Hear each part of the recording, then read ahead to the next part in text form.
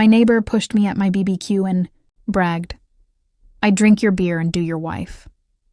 Everyone laughed. One move of Army. Training grip later, he drinks. Through a straw. She lives in a tent. The laugh came first. Not mine, theirs. A slow ripple across my backyard like wind dragging across dry grass. Plastic cups, cheap beer, smoke from the grill curling into the dark July air. Someone clapped. Someone whistled. And then Evan shoved me. Hard. My shoulder slammed into the side of the grill. Metal rattled. Grease hissed. He was smiling. That loose, drunken smile people get when they believe the world belongs to them. His hand still rested on my chest like he owned the space there. Then he said it. Loud enough for everyone. "Relax, man." He lifted my beer from the table beside him. Took a long sip. Foam clung to his lip as he grinned at the circle of neighbors watching us. "I drink your beer," he said. A pause. His eyes drifted past me. Toward the house. Toward the kitchen window, where my wife stood. Then he finished it. "And I do your wife." The yard exploded. Laughter. Real laughter. Not nervous. Not awkward. They thought it was a joke. Someone slapped Evan's shoulder. Someone said, "Damn, Evan." Someone else wheezed. I didn't move. The smoke from the grill burned my eyes. Or maybe something else did. I looked toward the window. She was still there. My wife, Maya, holding a dish towel, frozen. Our eyes met. And in that half second of silence inside my head, I understood something. Something the laughter drowned out. Something that had been whispering for months. Evan leaned closer. Beer breath, rotten arrogance. "You okay, buddy?" Another laugh behind him. My hands stayed at my sides. But my mind had already gone somewhere else. Back to another life. Another training yard. Another voice screaming through cold morning air. Control the moment. Control the enemy. Control yourself. Evan shoved me again. Harder. The laughter grew. And something inside my chest went perfectly still. People say shock feels like lightning. They're wrong. Shock feels like ice. Slow. Spreading. Numbing every nerve until emotions become distant sounds. Like the laughter still rolling across my yard. Evan raised my beer again. Drink. A long swallow. Like a king sampling tribute. "Man throws a good BBQ," he said loudly. Someone chuckled. Someone else said, "Hell yeah." I watched Maya through the kitchen window. Her face looked pale under the yellow light. She didn't smile. Didn't laugh. But she didn't step outside either. Didn't correct him. Didn't say anything. That silence. That was the first confirmation. But the suspicion had started long before tonight. Small things. Tiny fractures. Hairline cracks in a life that once felt solid. Evan moving in next door 8 months ago. Friendly. Too friendly. The kind of guy who touches your shoulder when he talks. Who laughs too loud. Who stays too long. He'd started showing up when I wasn't home. At first, Maya said it was harmless. Borrowing tools. Returning tools. Helping with the fence. Then the text started. Late notifications lighting her phone. Screen flipped face down when I walked into the room. A new perfume, she said, was from a friend. And the gym. She started going every morning. But she never came home sweaty. Just glowing. Alive. Different, I asked once. Just once. She kissed my cheek.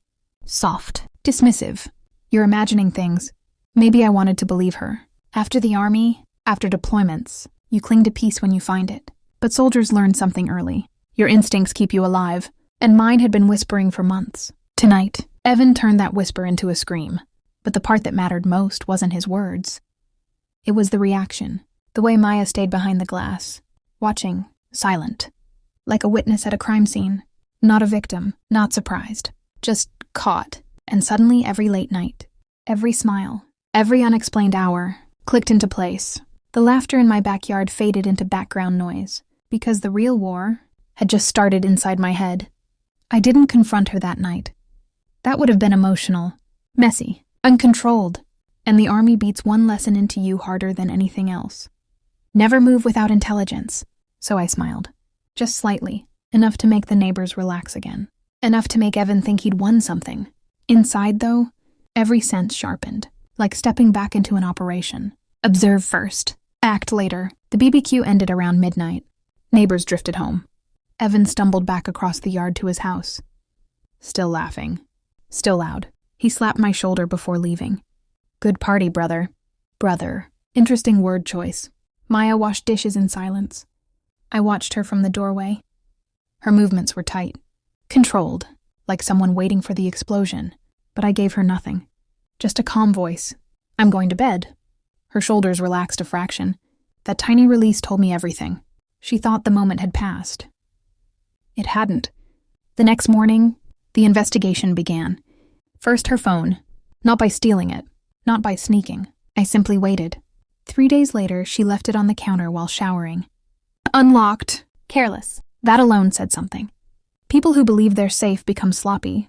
The messages were simple, short, but devastating. Evan, last night was fun. Maya, you're reckless. Evan, you like reckless. Then one that froze my blood.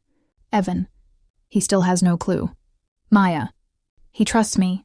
I put the phone back exactly where it was, hands steady, breathing slow, because anger clouds judgment, and I needed clarity. Next step, cameras, small ones, cheap. Installed quietly in the backyard and garage, not the bedroom. I didn't need that kind of proof. 2 weeks later, I got it anyway. Evan walking across the yard while I was at work, letting himself in through the side door. Confident, familiar. 2 hours later he left, shirt wrinkled, hair messy, smiling. When I watched the footage, I didn't feel rage. Not yet, just a deep hollow quiet, like the moment before artillery lands. But there was one final piece I needed, because betrayal, true betrayal, is rarely just physical. It's deeper, strategic. So I kept digging. Phone records, bank statements, hidden transfers. And what I found changed everything. The bank record was small, almost invisible. A payment, every month, from Maya's account to Evan. $300, consistent, precise. For 6 months, I stared at the screen for a long time, trying to understand. Then I saw the memo line. 2 words, rent help. Except Evan didn't need rent help. He worked construction, made good money, owned his house. So why was my wife paying him? I followed the trail.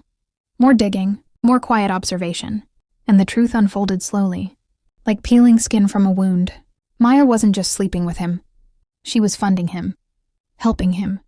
Because 3 months earlier, Evan had lost his job, drinking, fighting, reputation ruined.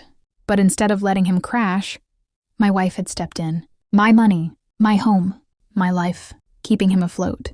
And suddenly his words at the BBQ made perfect sense. I drink your beer. I do your wife. He wasn't joking. He was bragging. Because in his mind, he was winning. I printed the bank statements, printed the messages, and waited. Not for anger, for the right moment. It came 3 weeks later. Another BBQ, another neighborhood gathering. Evan arrived drunk again, loud again, confident again. But this time, I was ready. I handed Maya a folder. In front of everyone. No emotion, no raised voice, just quiet. Look inside. She opened it slowly. The color drained from her face.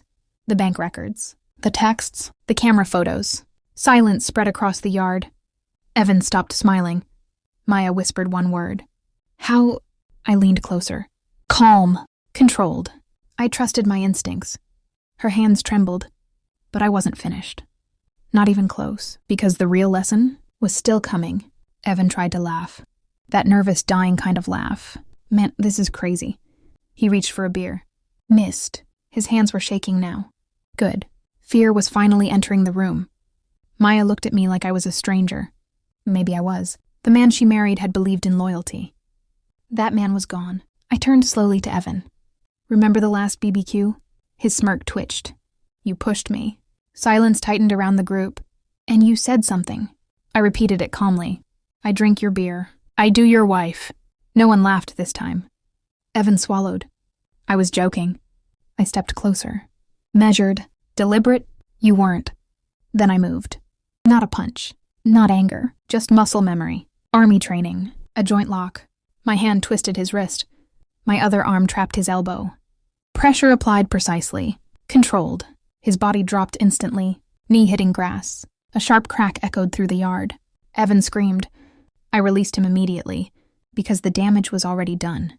He clutched his arm, crying now. Real pain, not drunk bravado. Neighbors panicked.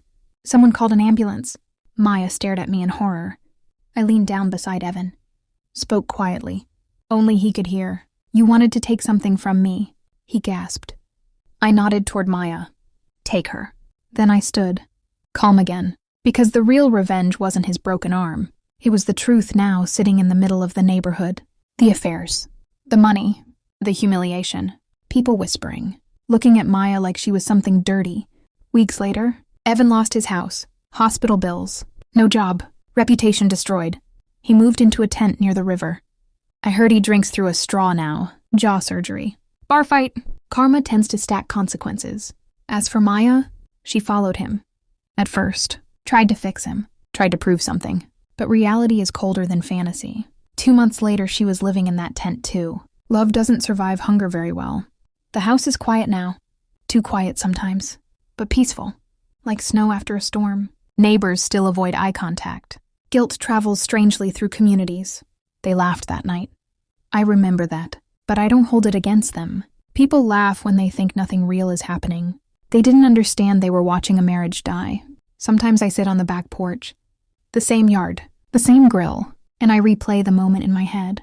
Evan's shove, his words, the laughter, and the strange calm that followed. Anger fades, eventually. What replaces it is something colder. Clarity. I wasn't betrayed that night. The betrayal had been happening for months. That night was simply the moment the mask slipped. The moment truth walked into the light. People think revenge is violence.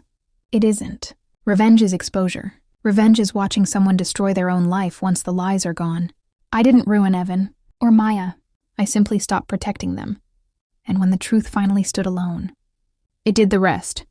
I finished my beer, set the empty bottle on the table, and for the first time in months, I slept without locking the doors.